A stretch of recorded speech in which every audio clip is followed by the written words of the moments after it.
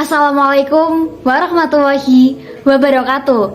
Perkenalkan, nama saya Anida Nurdiana dari kelas 11 IPS 1 nomor absen 5. Saya di sini akan mengulas sedikit materi tentang VOC, tentunya di mata pelajaran Sejarah Indonesia semester 1. Kapan ya terbentuknya VOC itu dan apa latar belakang didirikannya VOC itu? Yuk simak bahasan video berikut ini. Yang pertama, terbentuknya VOC. Pada tanggal 20 Maret 1602, John von All dan Barnes Slot membentuk VOC atau Verenigd Oostindische Compagnie atau Persekutuan Dagang Hindia Timur. Latar belakang didirikannya VOC yang pertama adalah karena semakin banyaknya para pedagang Belanda yang datang ke Indonesia. Yang kedua, untuk menghadapi persaingan dagang dari kongsi dagang bangsa lain. Yang ketiga, banyaknya perlawanan dari rakyat Indonesia yang menentang eksistensi Belanda. Dan yang keempat, keinginan memperluas pengaruh dan memperbesar daerah kekuasaan.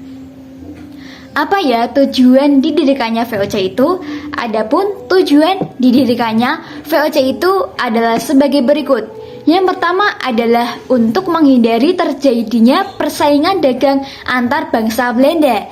Yang kedua, menghadapi persaingan dengan Persekutuan Dagang Inggris atau EIC, East India Company, dan Prancis di Indochina. Yang ketiga, untuk menghadapi perlawanan dari rakyat Indonesia.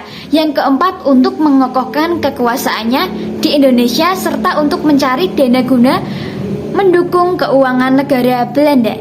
Dalam menjalankan tugas, VOC memiliki beberapa kewenangan dan hak-hak. Hak-hak istimewa yang dimiliki VOC atau disebut dengan hak oktroi. Yang pertama adalah melakukan monopoli perdagangan. Yang kedua, membentuk angkatan perang sendiri. Yang ketiga, melakukan peperangan. Yang keempat, mengadakan perjanjian dengan raja-raja setempat. Yang kelima, mencetak dan mengeluarkan mata uang sendiri. Yang keenam, mengangkat pegawai sendiri. Dan yang terakhir, memerintah. Selanjutnya adalah kebijakan VOC.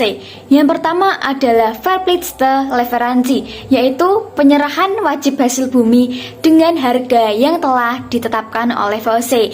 Yang kedua adalah kontingenten, yaitu kewajiban bagi rakyat untuk membayar pajak berupa hasil bumi. Yang ketiga adalah ekstirpasi, yaitu hak VOC untuk menebangi tanaman komoditas panen untuk menjaga jumlah produksi rempah. Dan yang terakhir adalah pelayaran hongi, yaitu pelayaran dengan menggunakan kapal kora-kora untuk mengawasi pelaksanaan monopoli VOC. Keempat adalah masa pemerintahan gubernur VOC. Yang pertama adalah Gubernur Peter Both dengan kebijakan dan keberhasilannya, yaitu membangun markas besar VOC di Ambon dan berhasil mengadakan perjanjian dagang dengan Maluku.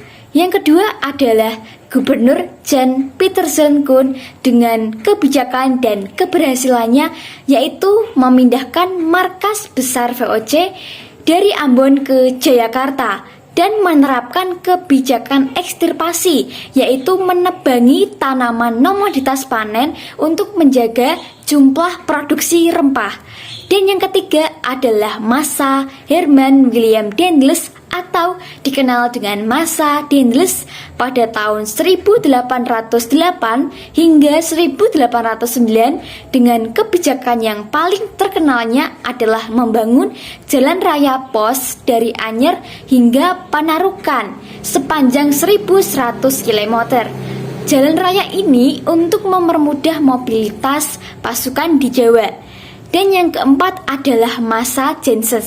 Pada tanggal 18 September 1811, Jansen menandatangani kapitulasi Tuntang sebagai tanda resmi penyerahan Hindia Belanda kepada Inggris. Dan yang terakhir adalah masa Thomas Stamford Raffles. Masa pemerintahan Inggris dimulai sejak 18 September 1811. Kebijakannya di antara lain membagi Pulau Jawa menjadi 6 ke-16 keresidenan. Yang kedua, menghapus peran para bupati sebagai pemungut pajak dan menjadikannya sebagai pegawai pemerintahan kolonial. Yang ketiga, menetapkan sistem sewa tanah. Dan yang terakhir, memberi kebebasan petani untuk menanam tanaman yang laku di pasaran dunia. Dan yang terakhir adalah VOC Gulung Tikar. Tepatnya pada tanggal 31 Desember 1799, VOC secara resmi dibubarkan dan pemerintahan VOC di Nusantara pun diambil alih oleh pemerintahan Belanda.